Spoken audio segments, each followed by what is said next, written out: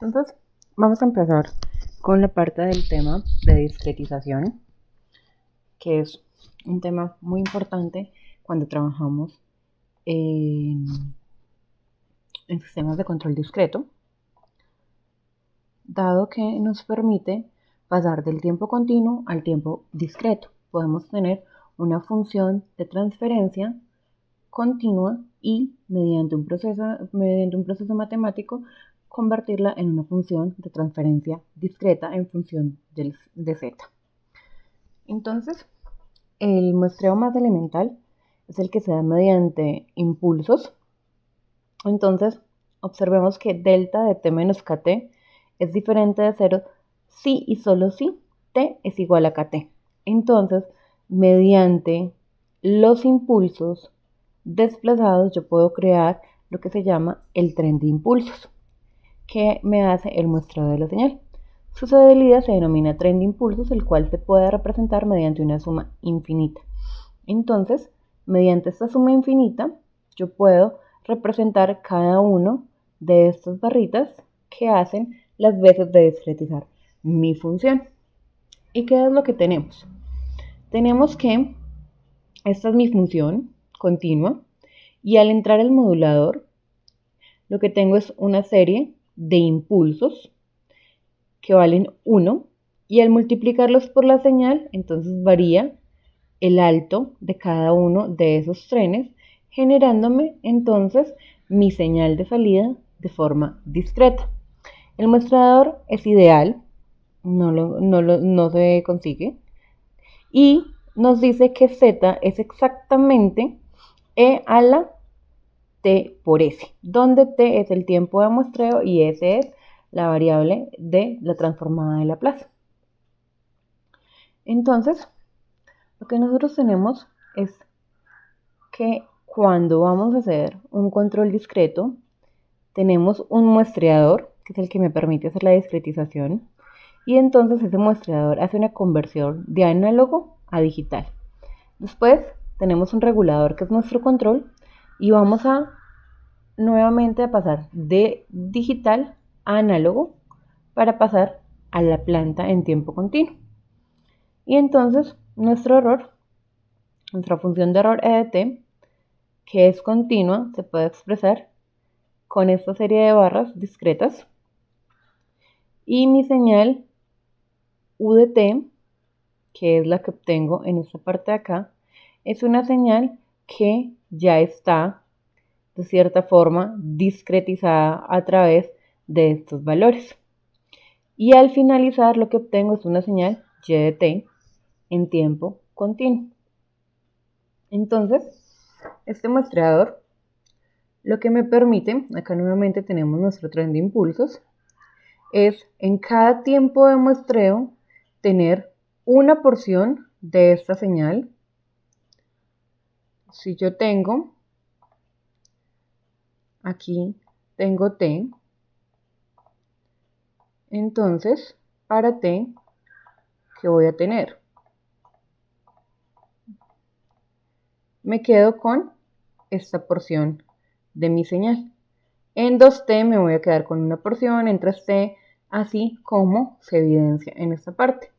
Y cuando ya la paso al retenedor, entonces lo que tenemos es que es cada una de estas las unimos de forma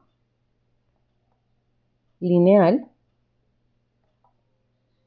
obteniendo nuestra señal.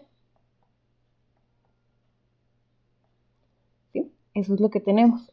Eso es el proceso de la señal del tiempo continuo al tiempo discreto.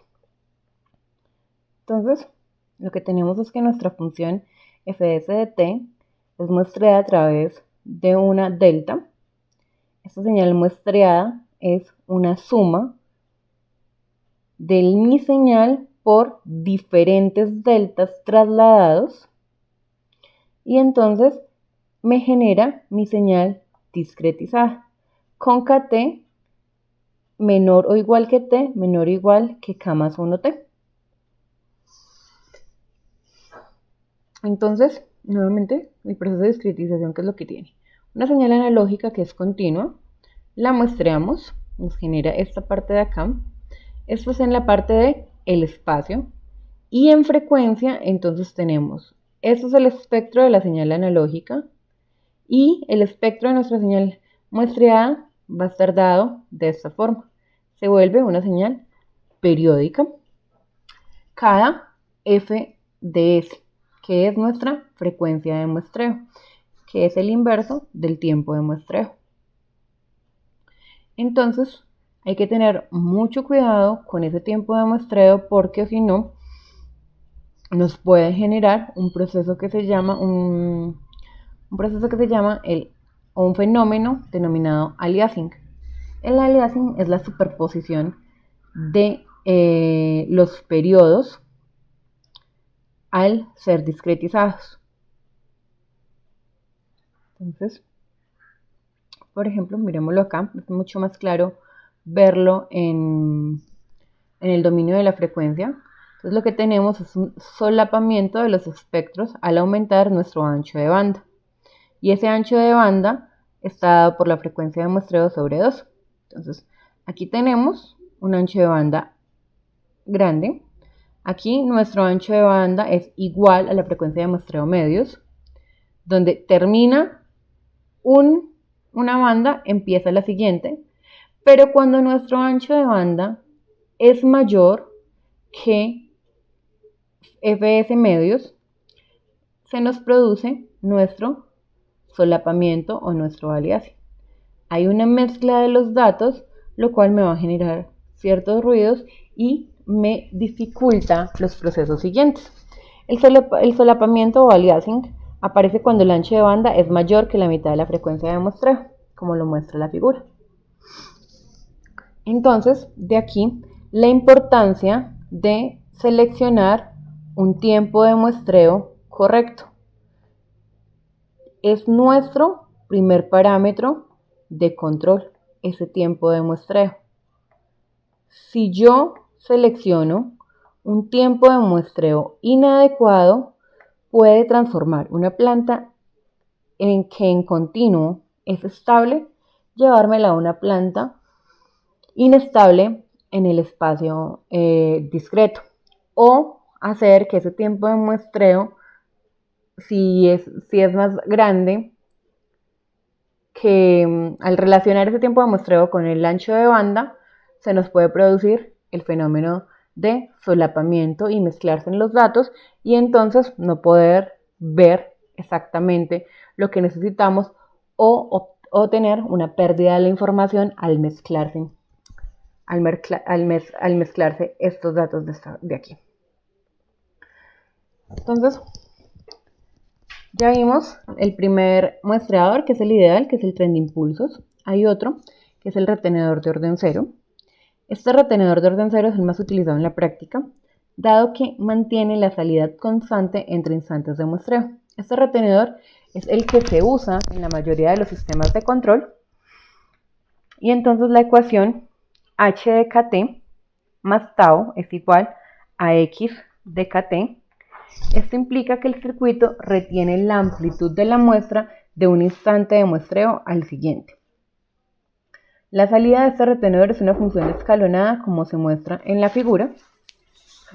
Entonces, lo que tenemos es nuestra señal x de t, que es continua, a través del muestreador, que es como un switch, que a medida que abre y cierra de acuerdo a nuestro tiempo de muestreo, me permite generar estos elementos.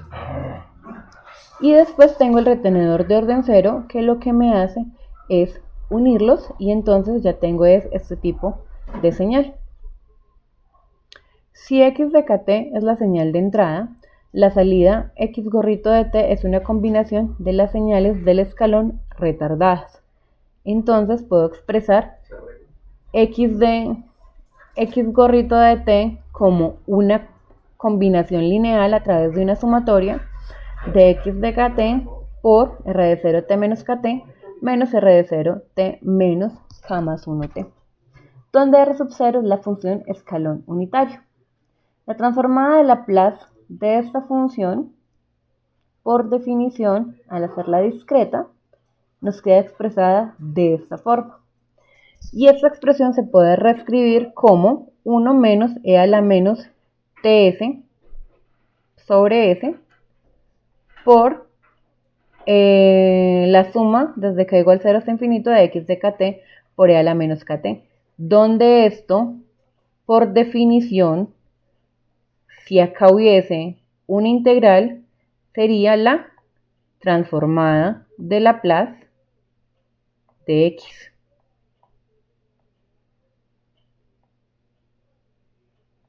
Entonces nos quedaría que es 1 menos e a la menos ts sobre s x asterisco de s, donde x asterisco de s representa la señal obtenida con un muestrador ideal. En consecuencia, la función de transferencia del retenedor de orden 0, z o h, es x gorrito sobre x asterisco, y esto entonces nos daría 1 menos e a la menos t s sobre s. Cuando las señales digitalizadas deben actuar sobre un proceso continuo, se requiere transformar a estas también en señales continuas o cuasi continuas. Esto se denomina reconstrucción de las señales. Existen distintos procedimientos para reconstruir la señal, aunque casi con exclusividad se utiliza el denominado retenedor de orden 0. Como ya les había mencionado, es el más utilizado en la práctica porque además tiene la ventaja de que conserva las propiedades de la respuesta al escalón en continuo. Este dispositivo retiene el valor de una muestra de la señal en forma constante hasta la llegada de la próxima muestra. Que sea constante es dado porque es el retenedor de orden 0.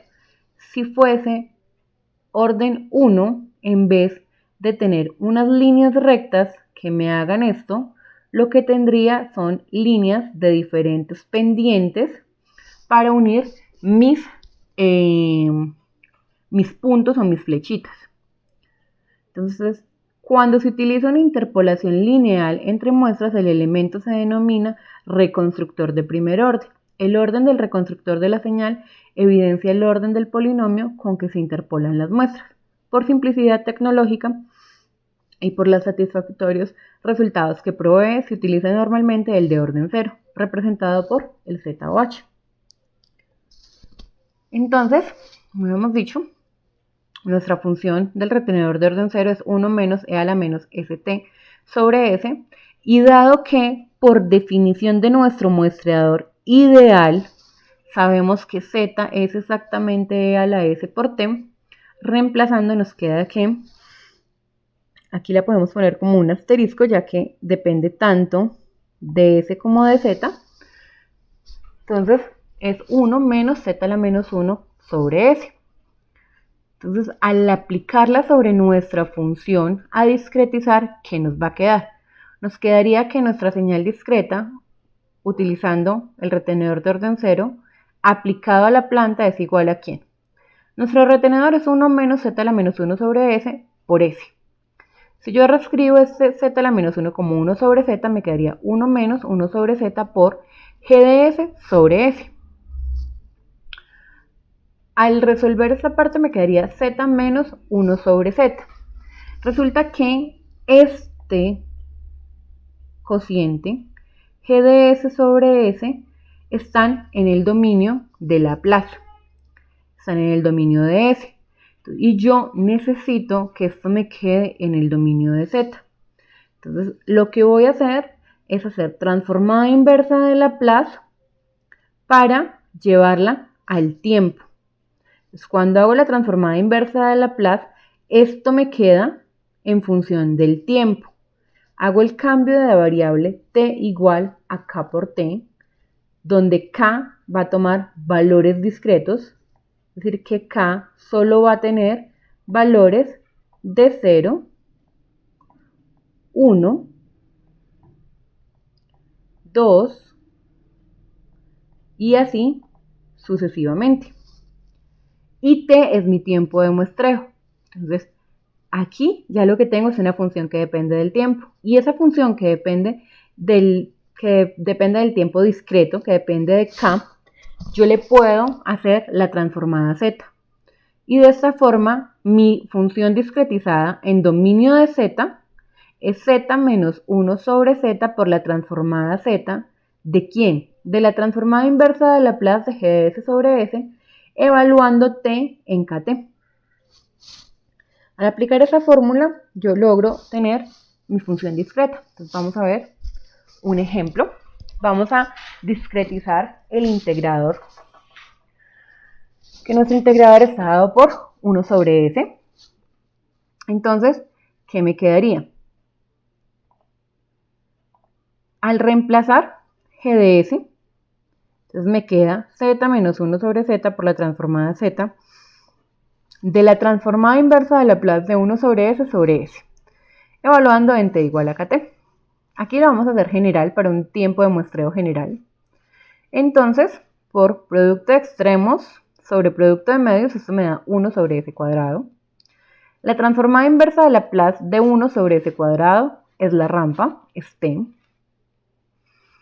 Y reemplazamos, donde haya una t, la vamos a reemplazar por kt. Entonces me queda z menos 1 sobre z por la transformada z de kt. Y la transformada z de kt es z por t sobre z menos 1 al cuadrado. Y entonces tenemos que z menos 1 se me cancela con el cuadrado y z se me cancela con este z. Y entonces mi función discreta es t sobre z menos 1. Ahora lo vamos a hacer para el doble integrador. Entonces nuevamente mi función de transferencia es 1 sobre s cuadrado. Al aplicar el producto de extremos sobre producto de medios me queda 1 sobre s cubo. Si hago fracciones parciales, eso sería as más bs cuadrado más cs cubo, donde a vale 0, b vale 0 y c vale 1/2. Entonces me quedaría que es la transformada inversa de 1/2 de 1 sobre s cubo. Esto me produce t cuadrado medios.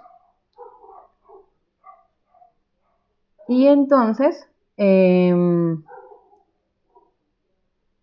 me quedaría que la transformada de reemplazo t cuadrado, el t lo reemplazo por kt, entonces me quedaría k cuadrado por t cuadrado. La transformada de k cuadrado es z por z más 1 sobre z menos 1 al cubo. Entonces, este lo cancelo con 1 de acá, quedándome un 2. Y esta z la puedo cancelar con esta de acá. Y entonces me queda que la función discreta es t cuadrado por z más 1 sobre z menos 1 al cuadrado.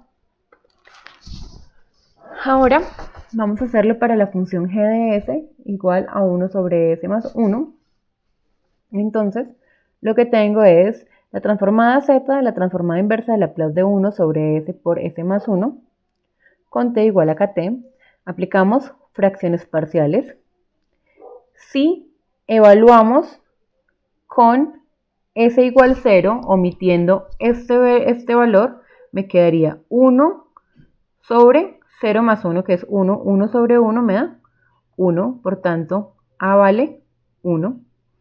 Y si evaluamos en s menos 1, que es lo que anula este factor, sin tenerlo en cuenta, sería 1 menos sobre menos 1, me daría menos 1. Por tanto, b vale menos 1.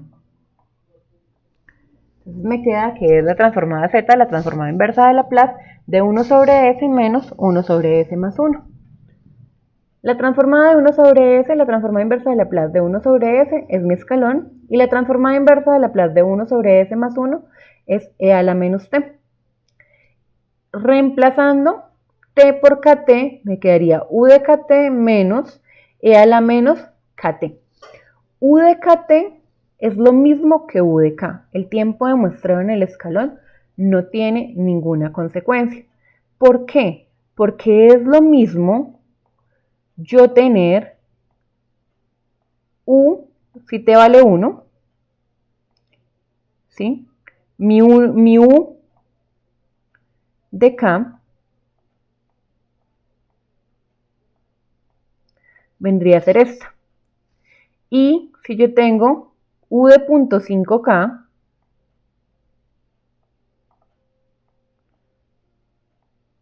lo único que voy a tener es que la separación entre dichas barras es menor. Entonces, acá tendríamos las barras. La separación entre ellas es la misma, pero en últimas me describe la misma señal. Entonces, por eso es que en la transformada z de u de k t no interviene mi tiempo de muestreo. Entonces me quedaría que mi señal discretizada es z menos 1 sobre z por z sobre z menos 1 menos z sobre z menos e a la menos t.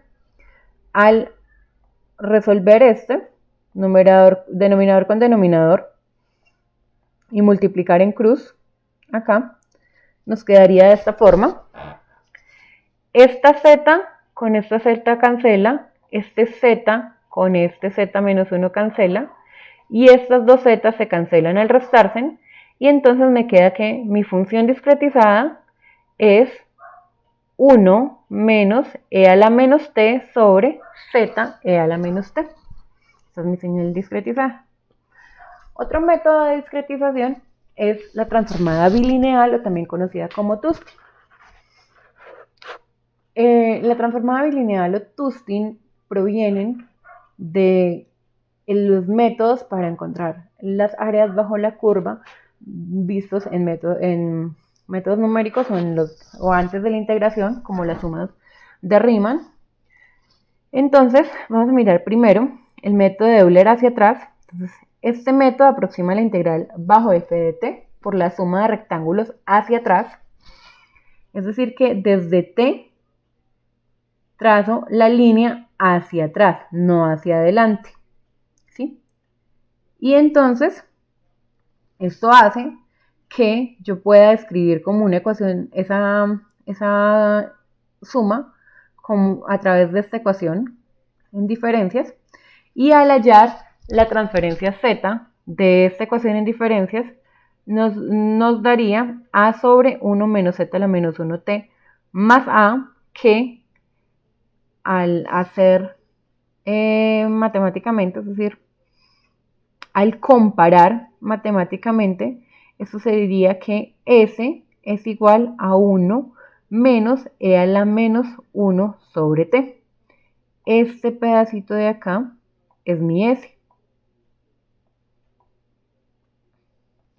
Y esta transformación, hacer S igual a 1 menos z a la menos 1 sobre t, hace que mi región de estabilidad se me traslade a un círculo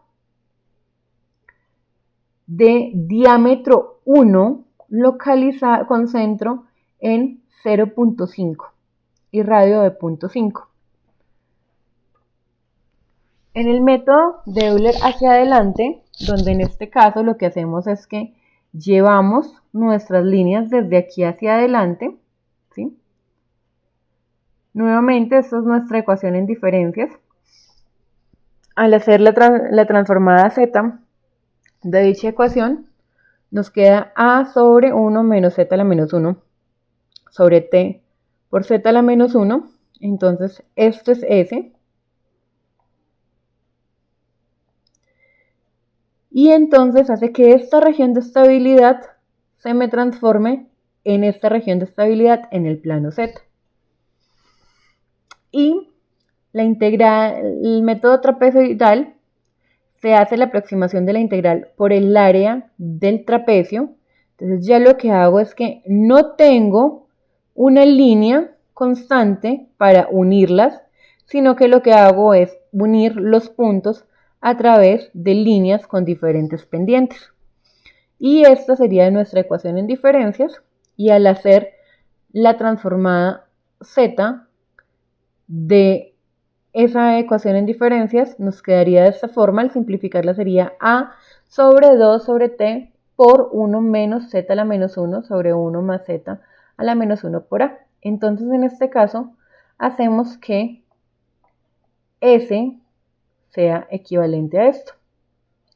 Y entonces Esto es lo que equivale a la transformación bilineal. Se producen distorsiones en la respuesta transitoria y frecuencial, aunque el grado de distorsión en la respuesta frecuencial alrededor de una región puede ser reducido con el método trapezoidal con predeformación.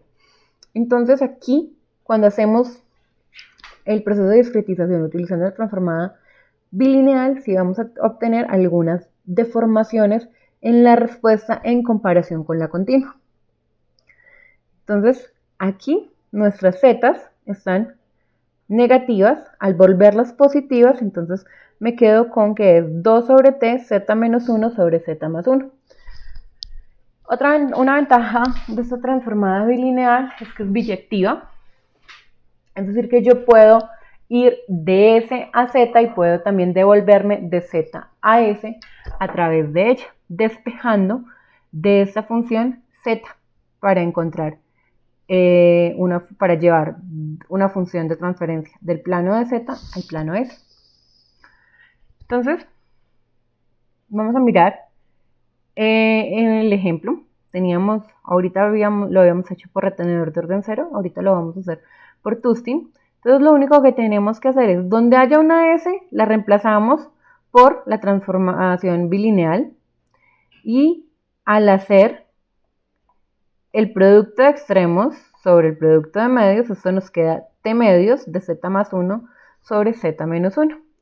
En el caso del integrador de segundo orden, entonces lo que tenemos es que es 2 sobre t por z menos 1 sobre z más 1 al cuadrado, y al aplicar el producto extremo sobre el producto de medios, ¿qué nos queda? T cuadrado por z más 1 al cuadrado sobre 4 por z menos 1 al cuadrado. Y para esta, entonces donde está la s, reemplazamos por 2 sobre t, z menos 1, z más 1. Al desarrollar esta operación, nos quedaría t por z más 1 y 1 por 2z menos 1 más t por z más 1. Y entonces aplicamos el producto de extremos sobre el producto de medios. Esto nos daría t por z más 1 sobre 2z menos 1 más t por z más 1. Entonces, como ustedes podían ver aquí, hay una relación entre nuestro plano S y nuestro plano Z.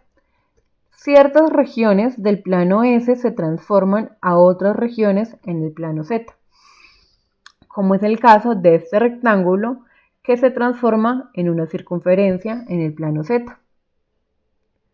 Entonces vamos a mirar la relación que existe entre el plano S y el plano Z. Entonces, las expresiones en Z permiten una interpretación en el plano Z del mismo tipo que se hace para las expresiones en el plano S. Cada zona del plano S de la variable S igual a sigma más j omega tiene su correlato o su correlación en el plano Z. Entonces sabemos que por el tren de impulsos Z es igual a E a la TS. Si nosotros reemplazamos esa S por sigma más j omega, nos quedaría E a la T sigma más j omega. Por propiedades de la exponencial es lo mismo que tener E a la T por sigma por E a la j omega T. Por Euler, nosotros sabemos que esto es una suma de senos y complejos, de senos y cosenos complejos. Entonces, esto sería igual a coseno de omega t más j seno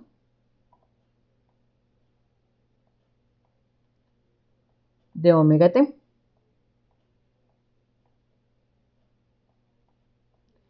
Entonces, estos valores van a oscilar entre menos 1 y 1. Y E a la T sigma, dado que en nuestra región de estabilidad en el plano S, la condición de estabilidad en el plano S es que la parte real debe ser negativa. Es decir, que sigma es negativo. Cumpliendo con esta condición, lo que obtenemos es que E a la menos algo a la T es algo que siempre va a valer menor que 1. Entonces, la norma de Z es E a la sigma T y es menor que 1.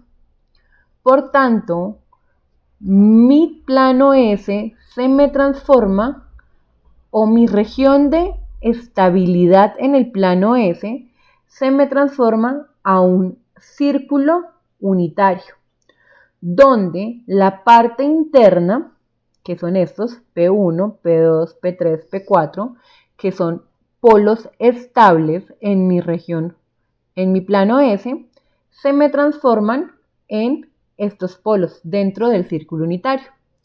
Mi región o mi eje J, que es la de críticamente inestable o respuesta tipo oscilatoria, se me mueve a la frontera de dicho círculo. Y mi zona de inestabilidad es todo el área o toda la región externa a ese círculo. Por tanto, la condición de estabilidad en Z es que la norma de mi polo tiene que ser menor que 1 para que mi sistema se considere estable. Si es igual a 1, estamos en zona críticamente estable o vamos a tener una respuesta de tipo oscilatorio, y si es mayor que 1, entonces nos vamos a estar ubicados en una región inestable. Entonces, el ejercicio de esta clase consiste en desarrollar o hacer la discretización de estas 4 funciones con el método indicado. En A y en B vamos a utilizar el método de Tustin con un tiempo de muestreo de 0.3 y 0.2 respectivamente, mientras que en C y en D vamos a utilizar el método de retenedor de orden 0 con un tiempo de muestreo de 0.5 segundos y de 0.4 segundos respectivamente. Ahora vamos a mirar cómo podemos hacer la discretización en MATLAB. Entonces vamos a hacer la discretización de estas funciones de las que trabajamos como ejemplo. Para ello, lo que voy a hacer es definir mi función de transferencia 1 sobre S es igual a 1,0. ¿Sí? Esto me genera mi integrador. Y entonces digo que G1 discreto es igual a de continuo a discreto, continue to discrete, de G1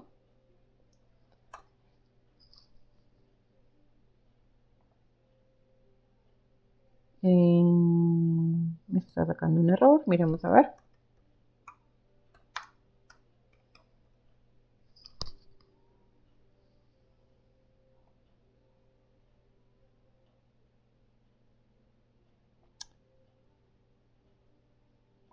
Claro, C2D recibe mi sistema, mi tiempo de muestreo y el método. Yo solo estaba poniendo la función.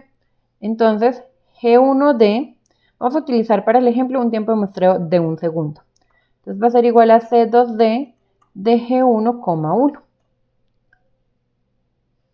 Entonces, si yo no le pongo el método, él por defecto utiliza el ZOH.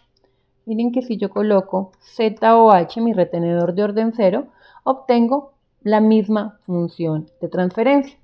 Y observen que aquí ya me dice tiempo de muestreo 1 segundo, función de transferencia de tiempo discreto.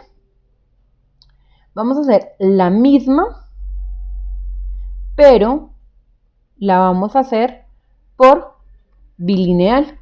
Entonces vamos a poner acá Tustin.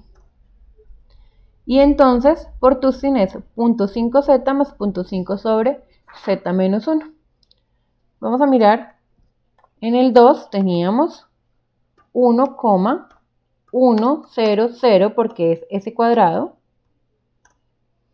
Y entonces G2D es igual a C2D de G2,